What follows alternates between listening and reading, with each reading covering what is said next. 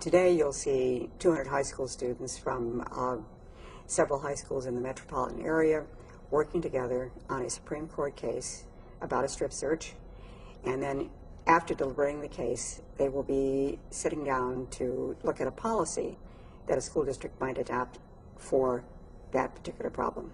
I want my students to learn more about constitutional issue of the Fourth Amendment and what the Supreme Court has to consider when looking at a case regarding the constitutionality of student search. What I did before we came is we actually did a couple days lesson on the Fourth Amendment, and we looked at precedent cases, other student search cases before this one. My kids also discussed those cases and read the facts of this case, but saved the discussion of this case until actually today with other kids. There's not very many opportunities like this, actually. The Constitutional Rights Foundation is a great organization that has this type of thing, and it really is an experience that you can't get inside the classroom because the students are meeting with lawyers, they're meeting with students from different schools who might have different opinions than themselves, and it's really just more of a real-life learning experience than what you can do in the classroom. I really think that they had reasonable doubt, and they were under immense pressure that they really needed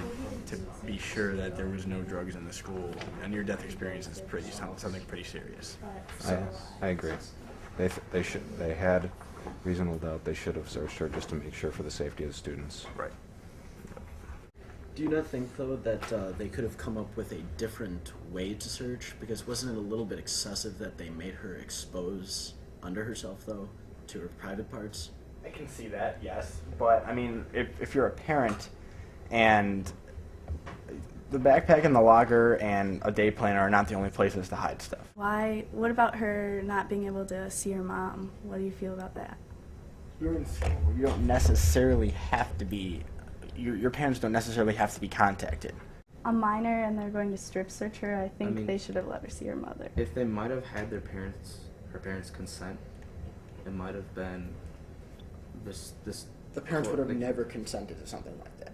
But the parents are the ones that filed the suit, right? So they never would have consented to something like that. And I mean, you can't rely on the parents consenting to something like that. No parent in their right mind would consent to their daughter being strip searched. Mm-hmm. And I mean, in a school, the teacher is your parent. It reminds me of the Supreme Court argument, and it took the one woman on the Supreme Court, Ruth Bader Ginsburg, to say, you don't know what it feels like for a 13-year-old girl to be strip searched. Welcome to the town hall meeting. The purpose for our meeting this afternoon is to allow us to exchange views one more time on the 3 optional policies that are being considered by the mythical Sweetwater School District Board, to hear the pros and cons of each of these options as you have articulated them in your various meetings, then to vote on a school-by-school basis for the policies that you think are the most appropriate to be adopted by the school board. And then we will have a report on the vote, and we'll tally the results. Let's start first with the proponent of option number 1. State your name and your school, and give us an explanation of why you think the Sweetwater School District Board should adopt option number 1.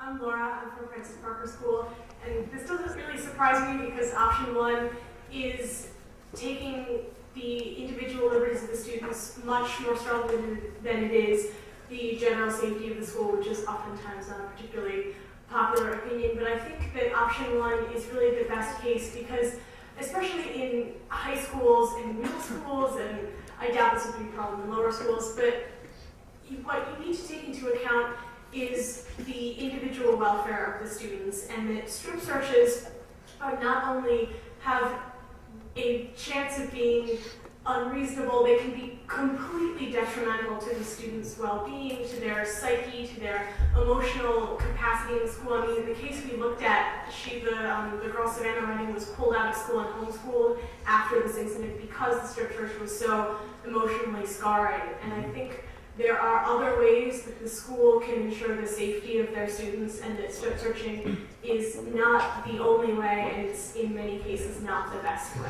So you're in favor of outlawing strip searches in the school as a matter of policy, regardless of the circumstances? Yes. Good. Thank you. Well stated. Don't go away. You're going to have to defend that in just a minute, because there are more of them over here.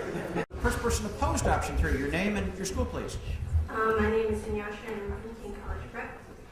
And I don't really agree with the fact that students can get strip searched for reasonable suspicion. I feel that it should be moved up to probable cause, because reasonable suspicion can only go on of what the principal or person knows. They don't really understand, who's doing what. They're just going off of hearsay. So I feel that that doesn't really protect the student in a sense, because everybody can point the blame at These are somebody not else. simple issues. These are issues of policy on which there are both pros and cons. I think they will leave today with a better understanding of the complexity of the issues and of the public policies that underlie the facts that were presented in this particular case. That's going to help them as they move ahead in their education and subsequently as they become informed citizens. I think that it was a great experience because I plan to take law as my future major, and I'm a senior in high school. So I think this is a great help. So I know how a deliberation works now, and how it works, and now I know how a court looks like. So I think it's a great experience, and I think that other law students should try for this opportunity. And I think I'm pretty lucky to get here. What I got most out of my experience was seeing other people's point of views, especially from other schools, and they're in other areas, not just in city schools. And I like the fact that they all put forth their opinion. No one was afraid to speak about anything, and it was enlightening. Just even in my local community, when there are policies that I hear of, I can get involved. If I don't like something, I know how to change it, I know why to change it. I can be involved in even when I go back to my school, I fully intend on looking at my handbook, kind of sorting truth and looking at what I feel is fair, what isn't fair. And just the fact that I now have a lot more insight on how the process works, I can be more involved in the processes in the future.